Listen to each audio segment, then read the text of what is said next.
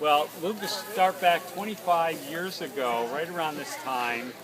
Robert, who's the cameraman there, myself, and Richard came to this area pretty much our first time in Washington State. We had been here very briefly before that, but came up here one morning in the fall and saw this abandoned property here, foreclosed by the bank.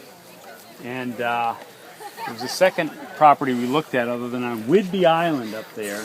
The first thing we looked at down here and instantly said, we want it. It was 10 times as much land as we were looking for. It was also half the price of what we had set. So that, and even in its feral state, as it was at the time, it was pretty magical. And so we jumped on board then, and I moved in to the farm. The house was very close to a tear down at that point. I'm glad I didn't have much money because I would have torn it down if I had money, but since I didn't, we fixed it up. And it's beautiful. And that's the way it is today. But going back even farther than 25 years, if you go back 100 years ago, maybe 104 years ago, when the Hillstrom family moved here from Hoquiam.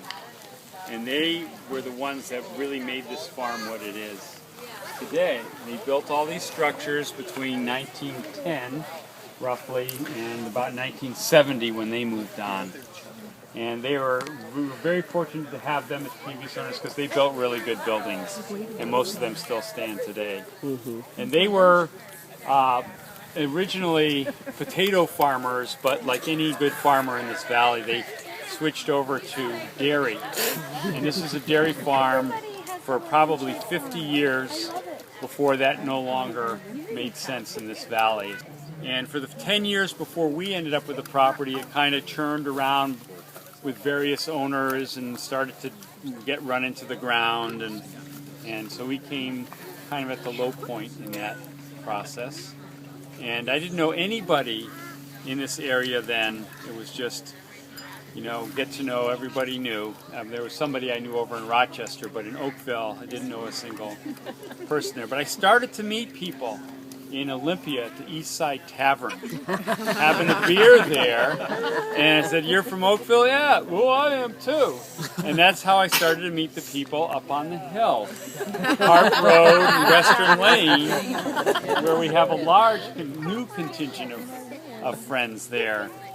Probably the biggest story about how this farm came to be is everybody that's here has been a part of this in major and minor ways over the 25 years. And it's truly remarkable to see kind of this a whole new generation here. We've known some that have come here as kids and now have kids of their own. It's kind of a scary thought when you're at our age, at my age. You see the whole turn. 25 years is, I believe, the formal definition of a generation. So this is generation 1, and we're moving into generation 2 here at Wild Thyme Farm. So what I want to do is just take a little walk around the edge. Notice down here in the wetland area as we go by. In fact, I want to just kind of walk down along there, because that used to be all reed canary grass and blackberry.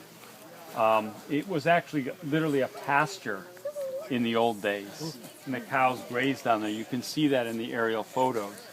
And so we ignored that for years, and finally we were able to wrap our hands around it and did the conversion into this wetland, which is what you'll see throughout the landscape, where we take on different areas and what would be the best thing to do here, and move it in that direction, and that becomes, those are our wildlife ponds, our wetlands, and then this is our hayfield, that's a crop, our native forest, the orchards, the salmon habitat, and more hayfields and pasture up top. So even though the 100 and so acres we got originally seemed overwhelming, we're now at the point where we're kind of bursting at the seams and everything is spoken for. I tell people I don't even have places to plant trees anymore on 100 acres. If you gave me 100 trees to plant, like, where am I going to put them? I got to take somebody else out of production, take more pasture out, or open up more forest. So So let's get going on the walk. And Did you hear a noise like